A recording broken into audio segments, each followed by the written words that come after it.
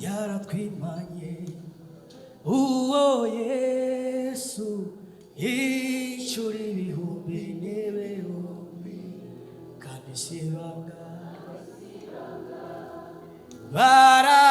barabizi n'ejo bundi yaraturamiye yaratwimanye uwo Yesu yicura ibihumbi n'ibihumbi kandi sibanga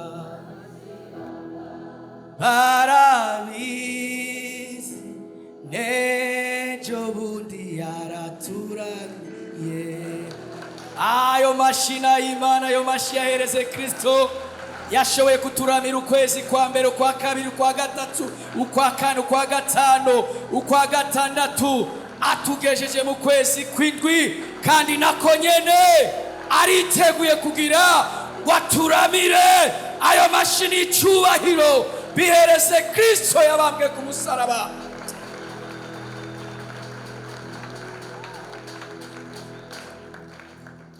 Haleluya, haleluya.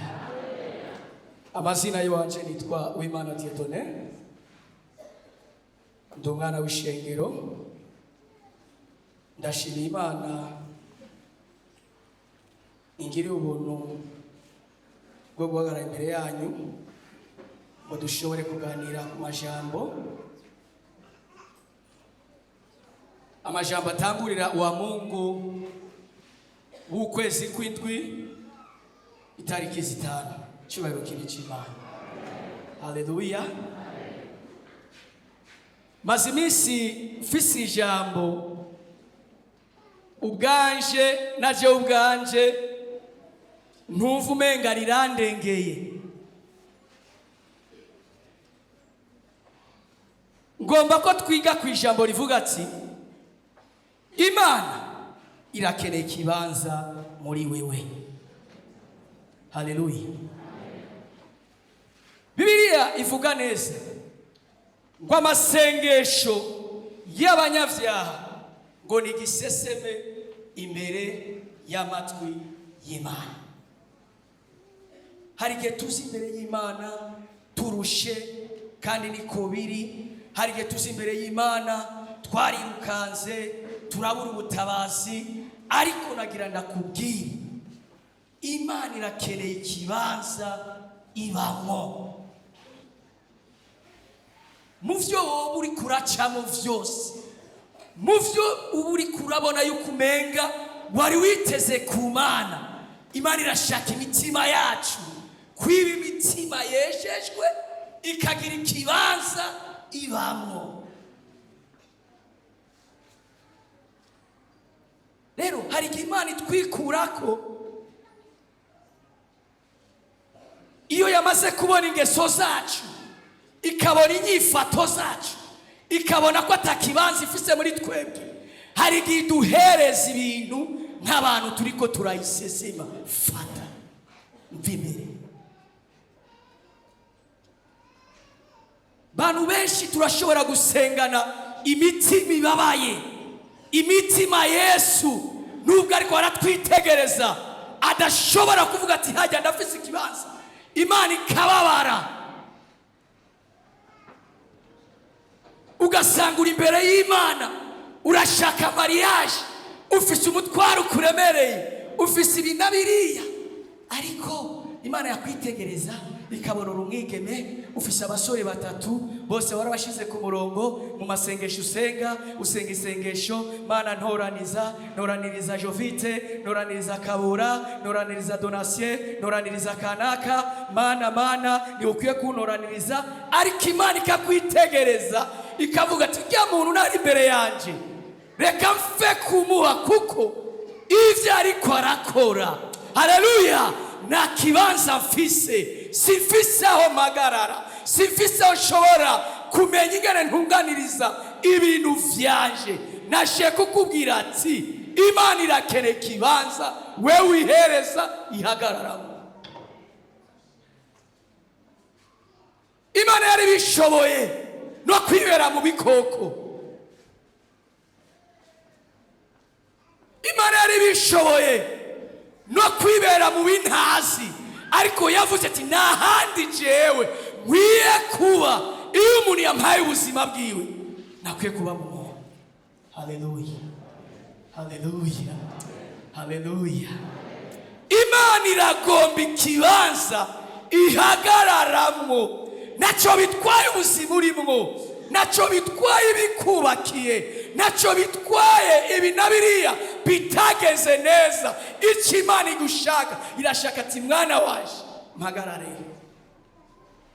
nyereka ikibanza nkwiye guhagararamo, nyereka ikibanza nkwiye guturamo, nyereka ikibanza no kumva ndiko ndisanzura, no kumva ntekanye, no kumva ishimwe ryanje ritengatiwe muri wewe, no kumva ishimwe ryanje ryuzuye muri wewe. Niryo jambo Imana iragomba ikibanza ihagarara. Imana iragomba ikibanza ihagararamo. Hari igihe Imana itwitegereza ikavuga ati none uriya muntu ugarazi ko namucunguwe, uriya muntu ugarazi ko namupfiriye, uriya muntu ubwari ivyo arimwo arabitahura. Bene data, naco bitwaye ubuzima bwose wowe urimo, ariko nitwatunganira Imana, Imana ikagira ikibanza muri twebwe, niyo yonyene ikigendera muri twebwe, tukagenda turarema. Kavuze babandi ngweje ni heza. Reka duhamagara umukozi w'Imana Jomba murongozi adusomera amajambo dusanga mu gitabo cy'umuvugishwa n'Imana Yeremiya.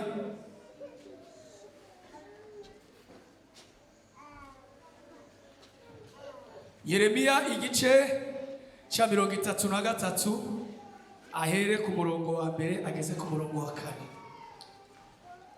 Urupapuro n'amajana 864.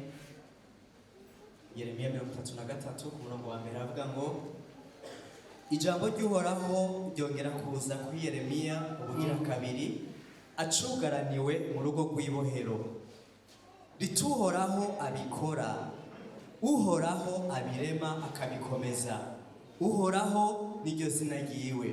Uku niko agize ati mpamagara nanje ndakwitaba, nkwereke ibihambaye n'ivyikinze ibyo utari bwamenye. Kuko ariko mvuze je Uhoraho Imana y'Abisirayeli, ku by'amazu yo muri iki gisagara no ku by'ingoro z'umwami Buyuda byasambuwe ngo bavyubakishe, aho kwikingiriza ngo barwanye abitwaje inkota burira ku birundo kubatera. Amen. Amen. Haleluya. Navuze ijambo numva Uhoraho yashize ku mutima. Imana iragomba ikibanza ihagararamo. Bene data, nimba ari umuntu yakoreye Imana mu bihe vyiwe vyari ibihe bigoye, ni umuvugishwa Yeremiya. Yeremiya harageze igihe aja ku mwami, abwira umwami Uziya, aramubwira ati nutahindura mu gihugu cyawe hari ibintu bigiye kuba, kandi ivyo bintu bizobazwa wewe. Umwami Uziya ngo ategwa n'ubwoba, abwira Yeremiya ati genda mu mufate. Yeremiya aratemuja, aragenda arirukanga ngo agwa mu kinogo. Aguye mu kinogo ngo abari bamwirukanze baravuga ati kwaguye mu gihoro, reka tumurekezeyo apfireyo abone ingene yashatse guhangara umwami. Haleluya. Yeremiya ngo aba muri iryo senga ry'ikinogo, amarayo iminsi atabona ubutabazi, atabona gitabara. Aravuga ati je kugeza uyu munsi ivyo gusenga ndabihevye, ndabivuyemo, yamamagaye yarambeshe nakarema mazwe gupfa. Rero ubu ibintu vyo gusenga ndabihagarakiye ngaha. ijwi ry'Imana rimusanga Yeremiya, rimusanga muri ico kinogo, riravuga ati Yeremiya nabuze aho magarara. Haleluya. Nabuze aho magarara ngo ari mu gasho. Ijwi ry'Imana kandi riramusanga, riravuga ati ewe Yeremiya, mamagara nkwereke inyama n'ivyikizi n'ivyo utari bwabona. Haleluya, haleluya, haleluya. Naco bitwaye ubuzima bwose ho burimo, igikenewe Yesu abe muri wewe. Naco bitwaye ingorane zose ho buri kuracamo, naco bitwaye bitariko bigenda neza, hamagara Yesu, mubwira ati ndakeneye kuba muri je.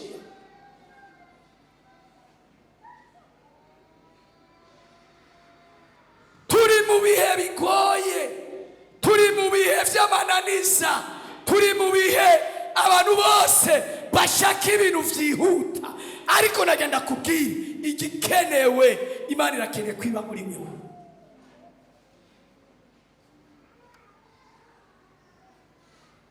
Mbega ubuzima bwawe bumeze gute? Ubuzima bwawe buvuga Imana? Ubuzima bwawe bushingira Imana intahe? Hari abantu muhuye nabo haba mu rubanza, wovuga ati Imana urandinda sinzore mpura n'abantu dusenga. Ugiye mu soko usanga karibu kiriya, karibu sheri, karibu tonto, karibu switi, karibu bisu bisu. Tuguma tupisagura abantu babandi, hanyuma ngo dushaka Imana kwiba muri twebwe. Nagenda kubwira ivyo uri kuracamo vyose, hagarara neza, Imana ibe mu kibanza ikenewe kuba.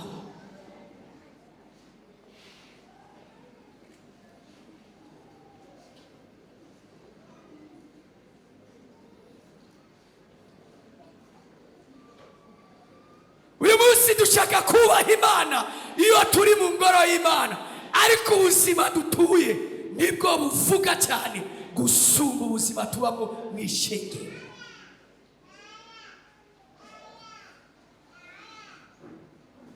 Hari igihe ushobora guhura n'umuntu avuye muri boîte, kenshi ndahura nabo, kandi benshi abo ngaho ndiko ndaja ku kazi basohotse mu twenzi.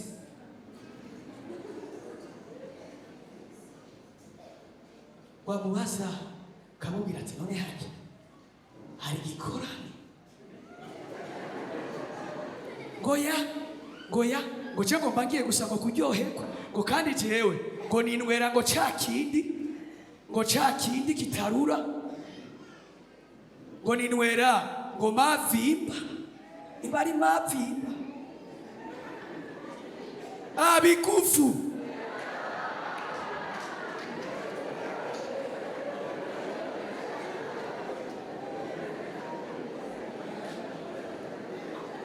Harona chembaza none iyo bigufu ubwo uhuye n'umutama yumutse niyo gupikura ingumi kandi wayiteke mu nda yawe.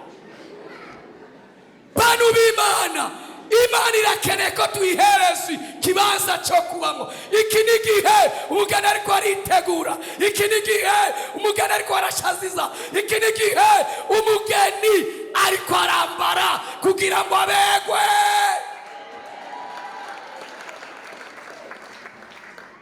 Iki ni gihe,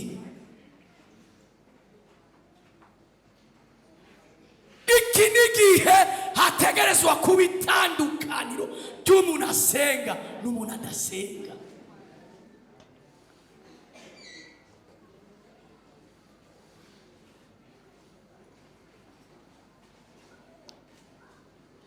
Isi igeze kure aho ushobora kwitegereza turiko turafata ibintu dukopiya tubikura mu nzu y'Imana tubitwara mu isi, ibindi biva mu isi bikaza mu rusengero.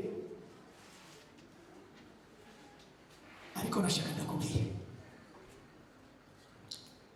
tuzosanga isi ari ikiraganza mu ngoro y'Imana, tuzosanga isi ari ikirafata ijambo nubwo tuyituyemo twari dukwiye kureka Yesu akaba muri wewe. Hari amajambo Yesu yabwiye Mose, aravuga ati Mose, sinshobora kugendana namwe kuko hamwe no kwirahira nkagendana namwe mwese nobamara. Nitegereje ingeso zanyu, nitegereje uburyo muvuga, nitegereje uburyo mwambara, nobahereza mu bugaragu. Halo, sinuye mvuga ibi, ariko ndashaka ko Yesu umuhereza ikibanza ahagarara. Mwene data, hari abariko barayikorera itabazi. Umuvugishwa Yesaya yamaze imyaka 6 ariko aravugishwa imbere y'Imana ariko itamuzi. Musumi Imana iravuga ati ndatumande. Yesaya aravuga ati ndumva minwa yanduye. Imana iravuga ati irungika umumarayika wayo, irabwira marayika ati genda ufata ikara urikure mu cyotezo, urifata urimushire ku munwa. Marayika amaze gufata ikara arishira ku munwa wa Yesaya. Imana iravuga ati ubu ndaguhumanuye rero niweza gutuma ku mahanga. Haleluya, haleluya. Bene data, kwikura kw'icyaha biragoye ariko birakiza kandi biraryoshe kandi n'ubuntu.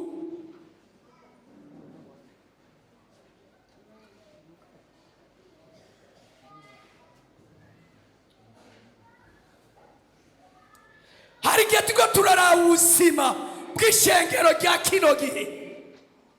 Ushobora kugenda ukabwira mwene data, ukabwira ati ubuzima urimo ntibuhuye n'imyizere yanje. Ngo ya, ngo ivyo ngo vyari vya kera mu myaka za 85 na 87, ugacura uyu muntu abikubwiye uwo mwaka ntiyari bwavuke.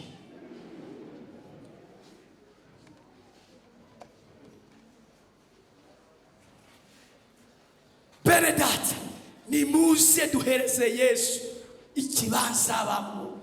Yesu azotwagura, Yesu azotugwiza, Yesu azotwubahisha imbere y'abanyamahanga, azotwubahisha imbere y'abatavuga Imana, kuko twamuhaye ikibanza abamo. Ukoze Imana se bidusomere Ivyahishuriwe Yohana ibice 3 murongo wa 20 geze ku murongo wa 22. Ivyahishuriwe Yohana igice cya 3 ku murongo wa 20 aravuga ngo mpagaze ku rugi, umuntu niyumva ijwi ryanje, akugurura urugi, ndinjira iwe dusangire. Unesha nzomuha kwicarana nanje, ku ntebe yanje y'ubwami, nkuko nanje nanesheje, nkicarana na data ku ntebe yiwe. Uri n'ugutwi niyumve ico mwema abwira amashengero. Uri n'ugutwi niyumve ico mwema abwira abanyakigobe. Vugira amina. Haleluya, haleluya. Hari ijambo ryanjyoheye ngo unesha nzomuha kwicarana na data nkuko nanje nagize nicaranye na data. Hari igihe intebe zacu zo mu masaro usanga intebe ya mutama umwana adapfa kuyicara kuko nye ayicara ko mutama yasohotse. Siko bimeze.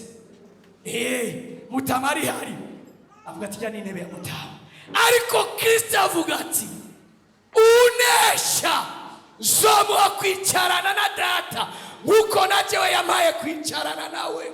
Haleluya. Uri n'ugutwi niyumve ico mwemu yera ariko arabwira amashengero, ariko arabwira abakizwa, ariko arabwira amatorero, niduhinduke tureke Imana igira ikibanza muri twe.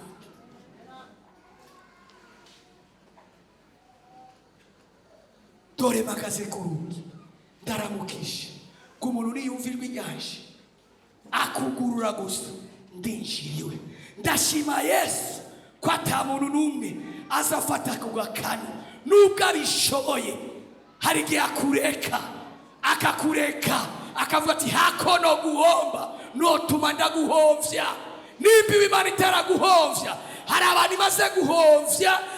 imaze guhovya, kandi bari bafise ubwenge bwo kurondera. Yesu aragomba ko tumuha ikibanza. Benedata, Yesu aragomba ko tumuha ikibanza.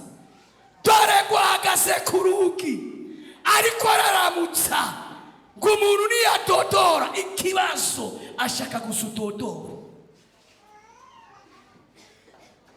ashaka gusumuhamagare. Niryo jambo Imana yabwiye Yeremiya ati mamagara. Ikibazo sukuboshwe, ikibazo sukuri mu gahinda, ikibazo sukudandaza bikanga, ikibazo mamagara muri wewe.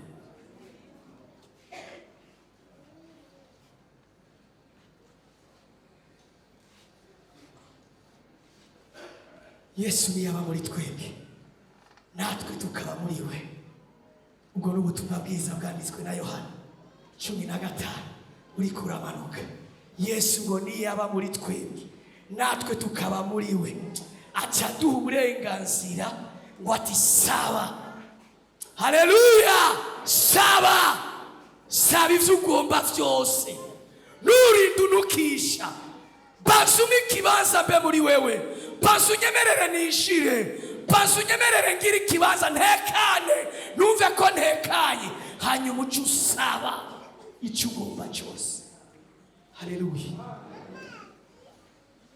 Yakobo nawe kandi ngo turasaba ngo nituhabwa, kuko tugira hano dusabana. Bamwe dusabana imitongano, bamwe dusabana ishari, bamwe dusabana inzigo, bamwe dusabana amanyama, bamwe dusabana ubwishime, bamwe dusaba kugira ngo dukomeshe abantu. Nagira ndakubwira, nta muntu n'umwe witege kugira ngo uzokomeshe. Imana yonyene nishoboye gukomesha umuntu. Umyaka maze yamaze kubitahura ko mwisi tagishasha kibaho. Dore guhagaze ku rugi ariko araramutsa, ariko abantu ntibashaka kudodora nawe. Ese icyobo uyu munsi ukavuga ati Mana yanje, umaze iminsi utaba muri jewe, ndakeneye kuba muri jewe, ndakeneye ndakwakire, ndakeneye ndagukibanza, ndakeneye ndakureke ubuzima bwanje ubugaze. Akoze barasura dusomere Zaburi igice cya 50 uhere ku murongo wa 20. Ayo n'amajambo musanzwe munsi.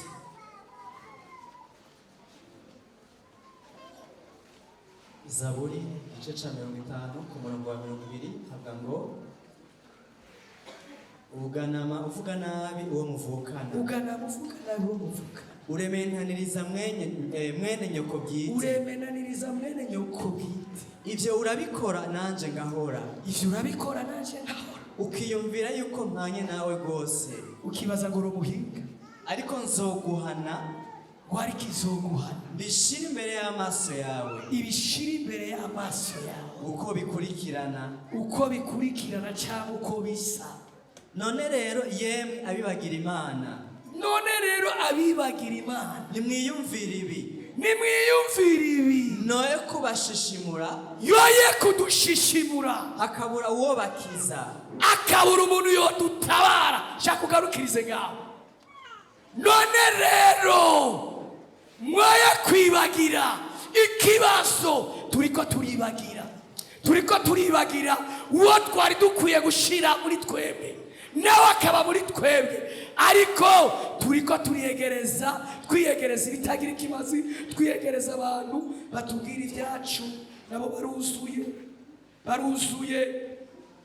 Ubu abantu bose barikomeje, ubu abantu bose n'uwasizwe amavuta, umuntu wese ni bishop, umuntu wese ni revera. Ariko nagira ndakubwira, none rero mwoye kwibagira. Haleluya! Twoye kwibagira kw'Imana umunsi umwe izofata ivyo twakoze byose. Iyi televiziyo izoba ntoya. Televiziyo izorabwa n'isi yose, ugacibona kanaka bwabo ni kanaka, nawe yari naka, wa muririmbyi kanaka, diakoni kanaka. Imana itubabarire rwose. Narivuze ati Imana itubabarire. Narivuze ati Imana itubabarire.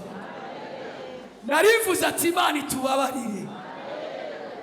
Ndakwifuriza ko Imana yoba muri wewe.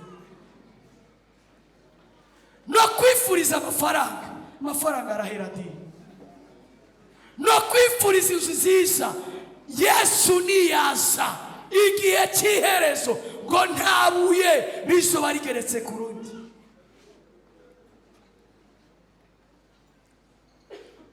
No kwifuriza ubuzima bwiza, ariko haragera igihe ukagwara. No kwifuriza imodoka, nakubwira ati cakira na yindi wanjiri mu nzira, ariko wosanga ari guhitanye. Nimba tugomba kuba ubuzima bwiza, niturekere Yesu ari muri twebwe.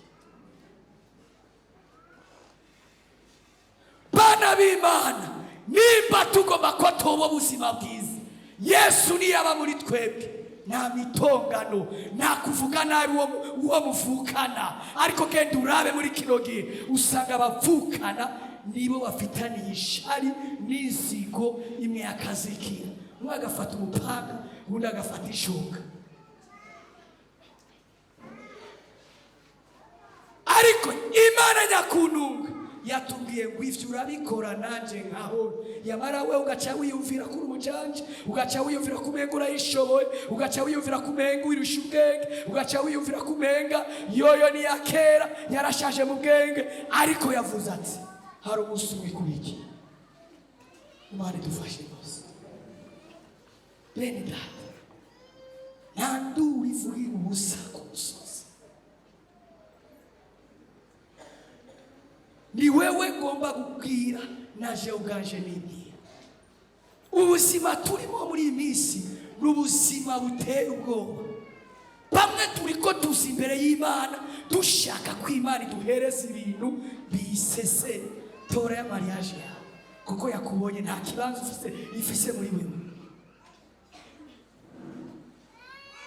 Tora yanzu, kuko ivuga ati vimbere uri kurasesema. Twasomye ijambo ritubwira ati amasengesho y'umunyabyaha n'igiseseme imbere y'Uhoraho. Imana hari igiduhereza ibintu biseseme. Kwari ibyo uba wahisemo, yavuga twari ibyo wahisemo, tora mva imbere, tora wigire. Ariko karakaryo keza, haleluya, karakaryo keza ko kwirimbura, ukafata Yesu. Nubwo utagira ikibanza muri jewe, nubwo utari muri jewe, ariko byari kuba byiza nkaba muri wewe nawe ukaba muri jewe.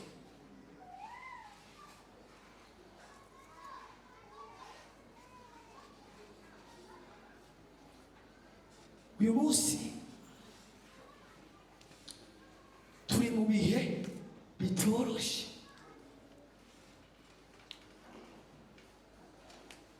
Hano Imana ishengero ariko riragenda, turiko tuwegereza ukuza kwa Kristo. Gwenda za vuba za nyingiro, kugira ngo gerere umuntu wese bikwiranye n'ivyo yakoze. Ivyo ni vyahishuriwe Yohana 22 uhereye ku murongo wa 12.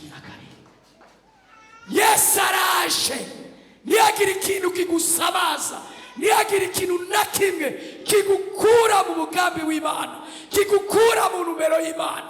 Ukorera Imana ntabazopfejo. Niko ijambo ry'Imana ritubwira, tuyikorere ntabazopfejo.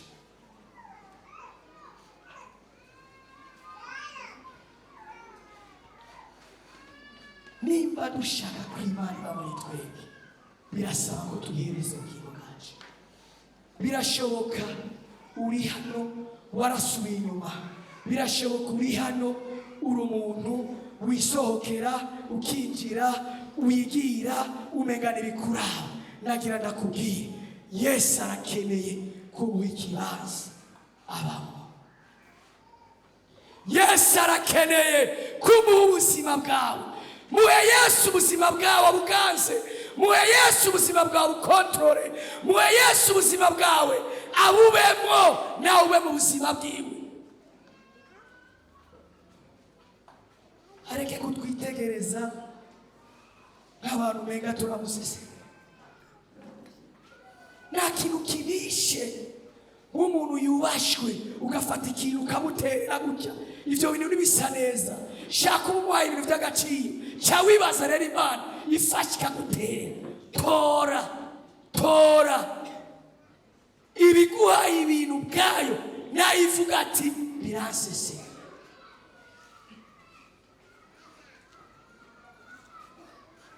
Yesu ahagaze ku rugi.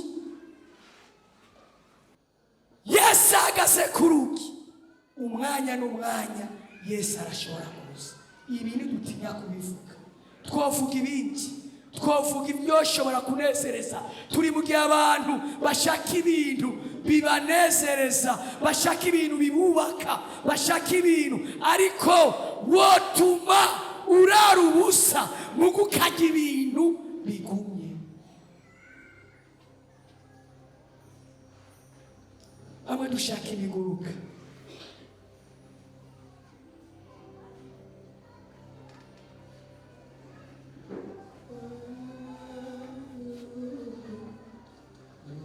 Ndugu yako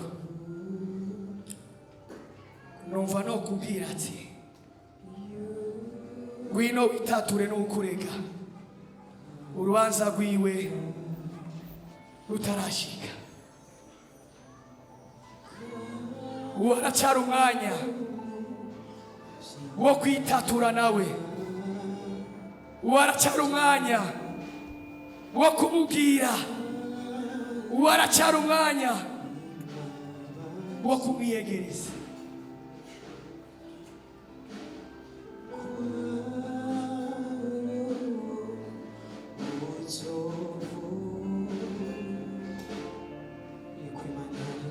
Nashaka ndaguhamagare.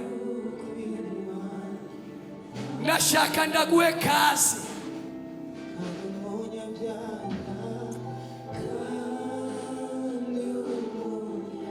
Witeho ku bihe bibi uri kuracamo.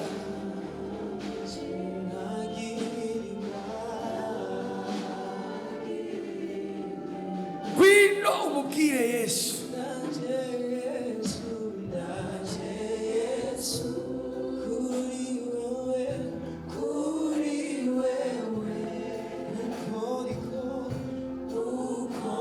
Ngwino kuri Yesu.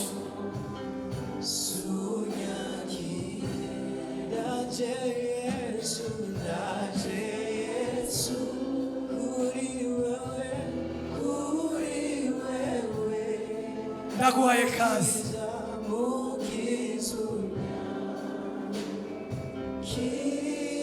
Ngwino umubwire. Roza ni kure yawe.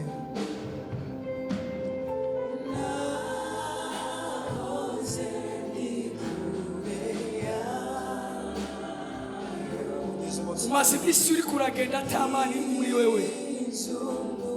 Ata kibanza ifise.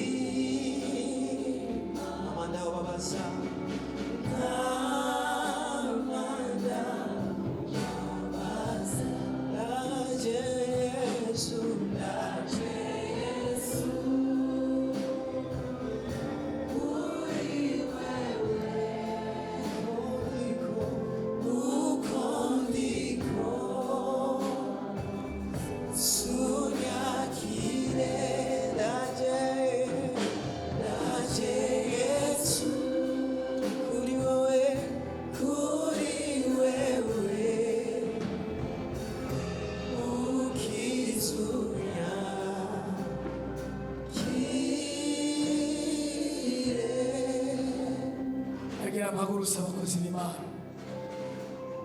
Utama w'ishengero barakafitiye Paul aze hano adusengere, sengera ubwoko bw'Imana. Ariko nagira ndakubwire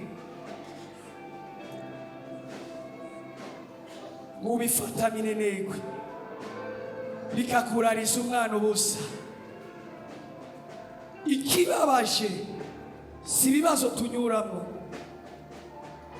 ikibabaje si ubuzima turimo, ikibabaje ni ukugenda atamana iri muri wewe, ni ukugenda atamana ufise, ni ukugenda atamana wahaye ikibanza mu buzima bwawe.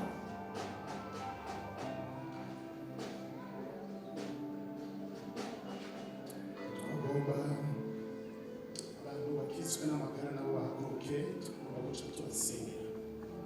Abumva hari bitameze neza mu mubiri barazi.